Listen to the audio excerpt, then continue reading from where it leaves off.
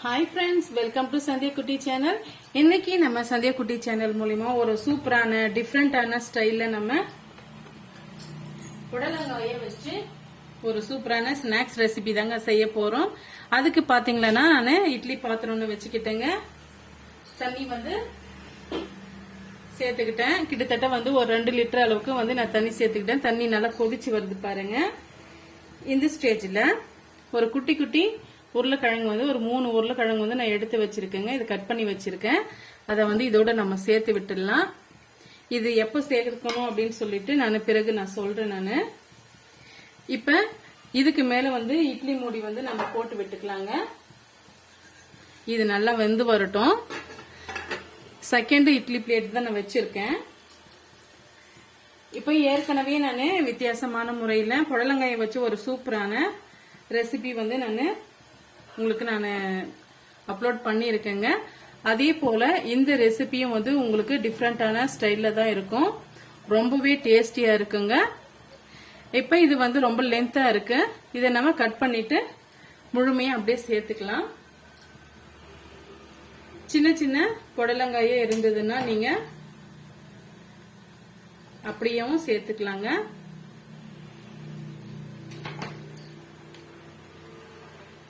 இது நல்லா வெந்து வரட்டும்.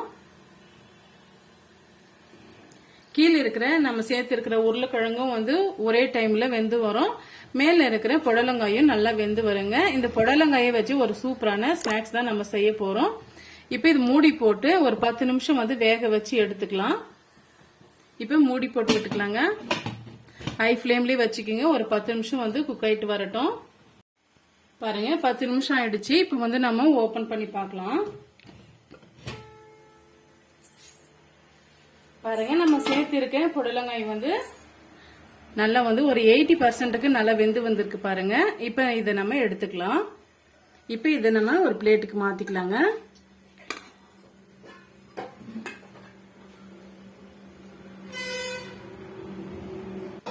இப்ப இந்த இட்லி தட்டை நம்ம எடுத்துடலாங்க. எடுத்துட்டு நம்ம கீழே சேர்த்திருக்கிற உருளைக்கிழங்கு நல்லா வெந்து வந்திருக்கான்ட்டு பார்க்கலாம். இப்ப பாருங்க, இப்ப நம்ம சேர்த்திருக்கிற உருளைக்கிழங்கு சின்ன சின்ன உருளைக்கிழங்க நம்ம கட் பண்ணி சேர்த்திருந்ததுனால நல்லாவே வெந்து வந்திருக்கு. இப்ப இதை நம்ம தோல் உரிச்சிட்டு எடுத்துக்கலாங்க. தண்ணியெல்லாம் வடிகட்டிட்டு தோல் உரிச்சு எடுத்துட்டு வந்துடலாம். பாருங்க, நம்ம உருளைக்கிழங்குல இருக்கிற மேல் தோலெல்லாம் நீக்கிட்டு இது போல பொடிசா நசுக்கி வச்சிருக்கேன். இப்ப நம்ம எதுக்காக புடலங்காயை நம்ம வேக வச்சு வச்சிருக்கோம்னா அதுல ஒரு வகையான வாடை வருங்க. அப்படி இருக்கும் போது நம்ம வேக வச்சு எடுக்கும் போது சாப்பிட்றதுக்கு ரொம்ப டேஸ்டியா இருக்கும். அந்த வாசனை இல்லாம அதுவும் இல்லாம பாத்தீங்கன்னா பாருங்க, இப்ப நம்ம கட் பண்ணி எடுத்திருக்கிற பகுதியில கொஞ்சமா பால் வந்திருக்கு. அதனால தான் நம்ம வேக வச்சு எடுத்துக்கிட்டோம். இப்ப இந்த பால் எடுத்து விட்டுடலாம். எடுத்துட்டு சின்ன சின்ன பீஸுகளா நம்ம கட் பண்ணி எடுத்துக்கலாங்க. இப்ப இதுக்குள்ள நம்ம ஸ்டஃபிங் ரெடி பண்ணணும். அதுக்காக தான் இந்த உருளைக்கிழங்கு நம்ம ரெடி பண்ணிருக்கோம். இந்த உருளைக்கிழங்கு ஸ்டஃபிங் எப்படி ரெடி பண்றதுன்ட்டு பார்க்கலாங்க. இப்ப அதுக்கு ஒரு கடாய் வச்சுக்கிட்டேங்க. கடாய் நல்லா சூடுபடுத்திக்கலாம். ஒரு குழிக்கரண்டி அளவுக்கு நான் கடலை எண்ணெய் நான் சேர்த்துக்கிறேன். எண்ணெய் நல்லா சூடாயிட்டு வரட்டும். இது கூட ஒரு 1/4 டீஸ்பூன் அளவுக்கு கடுகு சேர்த்துக்கலாங்க. கடுகு நல்லா பொரிஞ்சு வரதுக்குள்ளார ஒரு பெரிய சைஸ் வெங்காயம் பொடிசா நறுக்கி வச்சிருக்கேன் பாருங்க. கொஞ்சமா கொத்தமல்லியில கட் பண்ணி வச்சிருக்கேன். கருவேப்பிலை ஒரு கீத்து கட் பண்ணி வச்சிருக்கேங்க. 2 பச்சை மிளகாய் நல்லா பொடிசா கட் பண்ணி வச்சிருக்கேன். இப்ப இது நல்லா பொரிஞ்சு வந்த பிறகு நம்ம இதெல்லாம் சேர்த்துக்கலாங்க. கடுகு நல்லா பொரிஞ்சு வந்துடுச்சு. இப்ப நம்ம சேர்த்துக்கலாம்.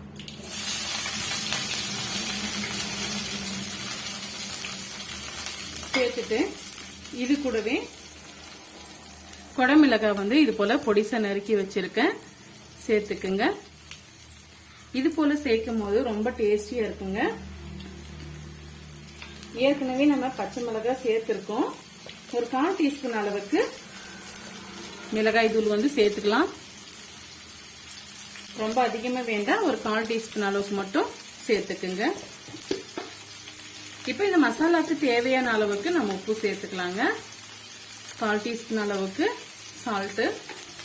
இது எல்லாம் சேர்த்து ஒரு 2 நிமிஷம் வந்து வதக்கி விட்டுக்கலாம். அதிக நேரம் வந்து வதக்க வேண்டிய அவசியம் இல்லைங்க. ஏன்னா நம்ம திரும்பவும் அந்த புடலங்காயை ஷாலோ ஃப்ரை பண்ணி தாங்க நம்ம எடுக்க போறோம். அதனால ஒரு 2 மினிட்ஸ்க்கு இதை வதக்கி விட்டுக்கினாலே கரெக்டா இருக்கும்.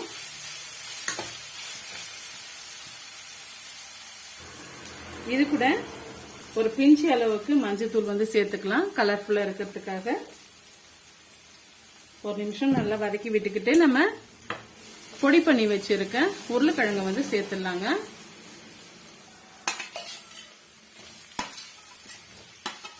உருளைக்கிழங்கு சேர்த்துன பிறகு ஒரு நிமிஷத்துக்கு மட்டும் நீங்க வதக்கி விட்டுக்குங்க.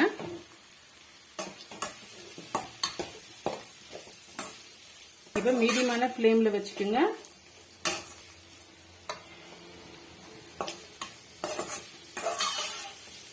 ஸ்டஃபிங் வந்து ரெடி ஆயிடுச்சு பாருங்க. இப்ப இது ஒரு ஓரமா இருக்கட்டும்.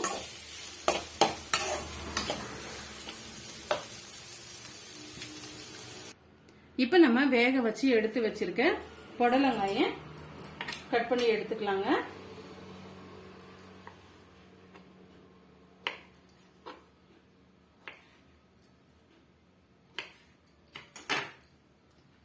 பாருங்க, இது போல நான் கட் பண்ணி எடுத்துக்கிட்டேன். இது உள்ள இருக்கிற விதை வந்து அப்படியே இருக்கட்டும். நம்ம இலசா இருக்கிற புடலங்காயை தான் நம்ம எடுத்திருக்கோம்.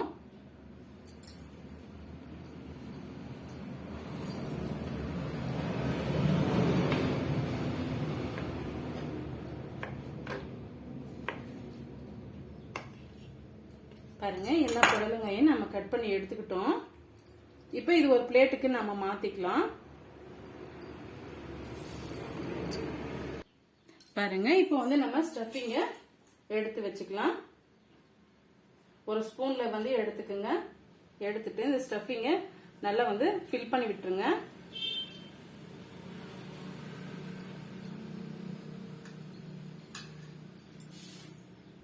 பாருங்க, இது போல நம்ம எல்லா பீஸுகளையும் ஃபில் பண்ணி எடுத்துக்கலாம். கைகளாலையும் நீங்க அழிச்சு விட்டு எடுத்துக்கோங்க. ஸ்டஃபிங் கொஞ்சம் கூட கீழே வந்து விழாது. நல்லா அழுத்தி விட்டுக்குங்க. இதே போல எல்லா பீஸுகளையும் செய்துட்டு பார்க்கலாம். சாப்பிட்றதுக்கு ரொம்பவே டேஸ்டியா இருக்குங்க, நம்ம உருளைக்கிழங்கு ஸ்டஃபிங் வச்சிருக்கிறதுனால. பாருங்க, எல்லா புடலங்காயிலையும் நம்ம ஸ்டஃபிங் வந்து ரெடி பண்ணி வச்சுட்டோம். இப்போ இது ஒரு ஓரமா இருக்கட்டும். இதுக்கு மேல வந்து ஒரு மாவு ஒன்று நம்ம ரெடி பண்ணணுங்க. அதுக்கு 2 டீஸ்பூன் அளவுக்கு நான் மைதா மாவு சேர்த்துக்கிறேன்.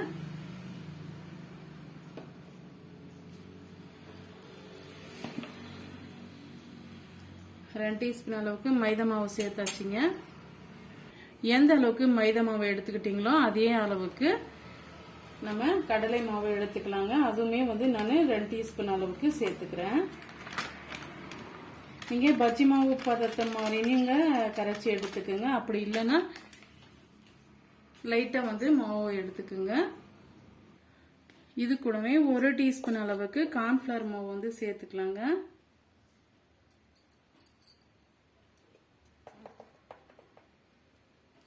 ஒரு டீஸ்பூன் அளவுக்கு கார்ன்ஃபிளவர் மாவு சேர்த்துக்கிட்டோம். இந்த மாவுக்கு தேவையான அளவுக்கு உப்பு சேர்த்துக்கலாம். இந்த மேல் மாவுக்கு தேவையான அளவுக்கு மட்டும் சேர்த்துக்குங்க. இந்த மேல் மாவுக்கு தேவையான அளவுக்கு நம்ம காரம் சேர்த்துக்கலாங்க. ஒரு 1/4 டீஸ்பூன் அளவுக்கு மட்டும் சேர்த்துக்கிறேன். ஆல்ரெடி நம்ம ஸ்டஃபிங்க்கு வந்து பச்சை மிளகாய் சேர்த்து தான் நம்ம சேர்த்துருக்கோம். ஒரு 1/4 டீஸ்பூன் அளவுக்கு கரம் மசாலா. இப்போ இது எல்லாம் சேர்த்து பஜ்ஜி மாவு பதத்துக்கு பிசைஞ்சு எடுத்துக்கலாங்க. எடுத்த உடனே அதிகமான தண்ணி வந்து சேர்த்துட வேண்டாங்க. கொஞ்சம் கொஞ்சமா தண்ணி சேர்த்து நம்ம பிசைஞ்சு எடுத்துக்கலாம்.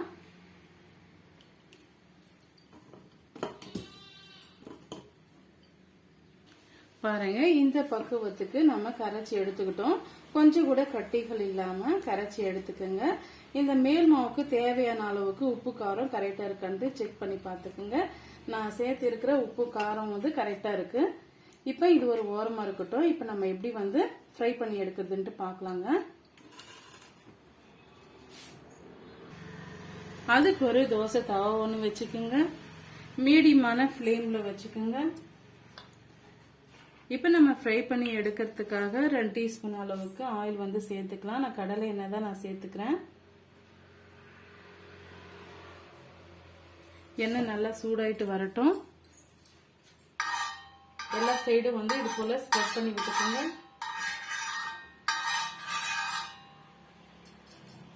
எண்ணெய் நல்லா சூடாயிட்டு வந்த பிறகு பாருங்க, எண்ணெய் நல்லா சூடாயிட்டு வந்துடுச்சு. இப்ப நம்ம கரைச்சி வச்சிருக்க மாவோட ஸ்டஃபிங் பண்ணி வச்சிருக்க புடலங்காய் பீஸை வந்து சேர்த்து விட்டுடலாம். பாருங்க, இது போல நல்லா வந்து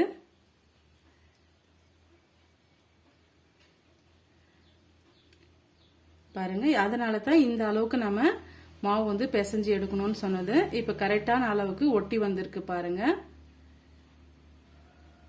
இப்ப தோசை தவால சேர்த்துடலாம். மீடியமான ஃப்ளேம்லயே வச்சுக்கோங்க. எல்லா மாவுகளையும் அதே போல நம்ம செய்து எடுத்துக்கலாங்க. ரொம்பவே டேஸ்டியா இருக்குங்க. இது போல இதுவரைக்கும் யாருமே செய்து இருக்க மாட்டீங்க. கண்டிப்பா நீங்க செய்து பார்த்தீங்களன்னா ரொம்பவே டேஸ்டியா இருக்கும். இதே போல வேணும்னு பசங்க ரொம்பவே விரும்பி சாப்பிடுவாங்க. ட்ரை பண்ணி பாருங்க. மீடியமான ஃப்ளேம்லயே இருக்கட்டுங்க.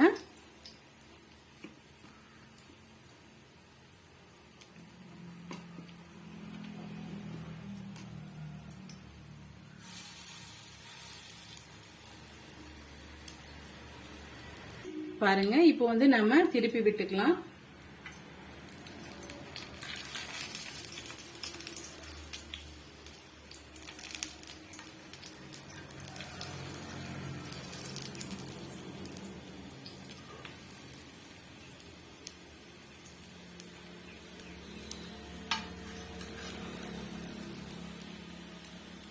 பாருங்க, எந்த சைடு வந்து நம்ம திருப்பி போடாம இருக்குமோ அந்த சைடு நீங்க திருப்பி போட்டு எடுத்துக்குங்க. டக்குனே வந்து இது வெந்து வந்துடும். நம்ம சேர்த்திருக்கிற பொருட்கள் எல்லாமே வந்து ஏற்கனவே வேக வச்சு செய்திருக்கிறது தான். இந்த மேல் மாவு மட்டும் நல்லா வந்து ஃப்ரை ஆயிட்டு வந்துடுச்சுன்னா கம்ப்ளீட்டடா வந்து நமக்கு இந்த ஸ்நாக்ஸ் வந்து ரெடி ஆயிடுங்க. ரொம்பவே அருமையா இருக்குங்க டேஸ்ட். ஒரு 5 நிமிஷம் ஆகும் இது நல்லா வெந்து வர்றதுக்கு. வெந்து வந்த பிறகு நம்ம பார்க்கலாம். பாருங்க, எல்லா சைடும் நம்ம திருப்பி போட்டு வேக வச்சு எடுத்துக்கிட்டோம். பாருங்க, எல்லா சைடும் நல்லா வந்து ஃப்ரை ஆயிட்டு வந்துடுச்சு. இப்போ நம்ம பிளேட்டுக்கு மாத்திக்கலாம்.